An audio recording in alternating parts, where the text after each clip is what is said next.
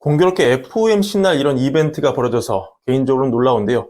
오늘 벌어진 일을 요약하자면 모두가 주목하는 FOMC는 주인공 대접을 받지 못했다. FOMC는 그냥 별 특이한 내용은 없었고 다른 것들로 시장이 움직인 하루였다.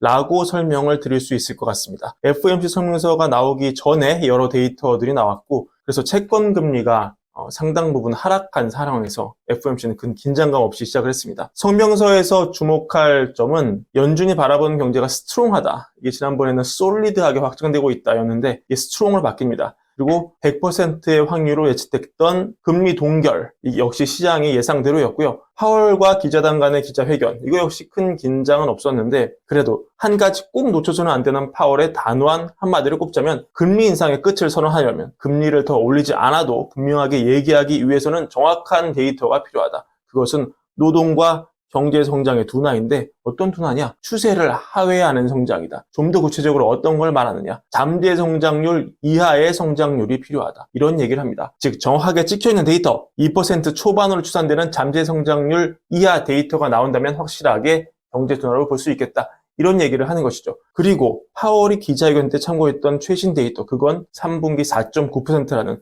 놀라운 성장의 데이터였을 텐데요. 공교롭게 오늘 GDP 나우에서 엄청난 데이터가 나왔습니다. 기존 4분기 GDP 성장 예측치가 2% 초반으로 찍혀 있었는데 어떻습니까? 이게 이 정도면 1% 초반으로 극초반으로 확 낮아졌죠. 그리고 이 정도면 공교롭게도 GDP 나우와 파월 의장이 짜고 친 게 아니었겠지만 이날 파월이 말한 잠재 성장률을 밑도는 성장, 이게 바로 4분기에 나올 수 있다. 이렇게 얘기가 된 것입니다.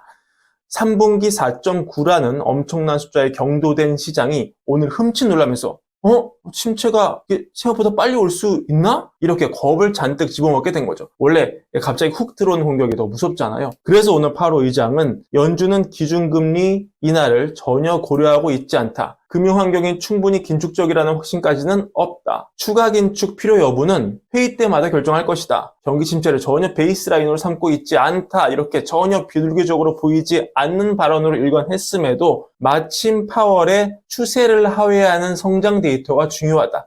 이 한마디와 GDP 나우가 폴레버 효과를 내면서 가뜩이나 하락하고 있던 금리 레벨을 더 낮춰버리는 역할을 했습니다. 이날은 만기별로 모든 부분에서 금리가 다 내려갔는데요. 예를 들어서 단기물인 2년짜리 금리도 지금 촬영 기준으로 2.43% 하락, 4.948이 되었고요. 10년물 국채금리도 거의 3% 가까이 내려가서 4.7 초반대까지 내려갔고 30년물 역시 2% 가까운 하락을 기록 중입니다. 이제 시장은 정말 매우 보수적으로 살얼음판을 거는 것 같은 움직임을 보여줄 것 같은데요. 머리 한구석에 한동안 잊고 있었던 경기 침체라는 단어가 정확하게 각인이 되면서 여전히 높은 코어 인플레, 둔화 조짐이 없는 경제, 기록적으로 낮은 실업률 등 데이터에 우리는 둘러싸여 있는 상황이지만 이제 어느 순간 모든 게 한순간에 바뀔 수 있다. 이런 공포가 스며들기 시작했다. 그리고 그 공포는 오늘 파월이 전혀 비둘기로 보이지 않는 발언, 그런 발언을 했음에도 시장의 국채금리를 밀어버렸다는 점에서 즉 파월의 영향력이 전혀 시장에 영향을 미치지 못했다는 점, 이 얘기는 오늘 성명서에 나온 스트롱한 경제, 낮은 실업률 이런 문구 없이 부질없어지는 게 아니겠느냐 이런 의구심이 증폭되면서 이게 연준의 현실 판단에 대한 불신으로까지 이어지면서 시장은 더 혼란으로 갈 수 있다. 이렇게 정리할 수 있을 것 같습니다.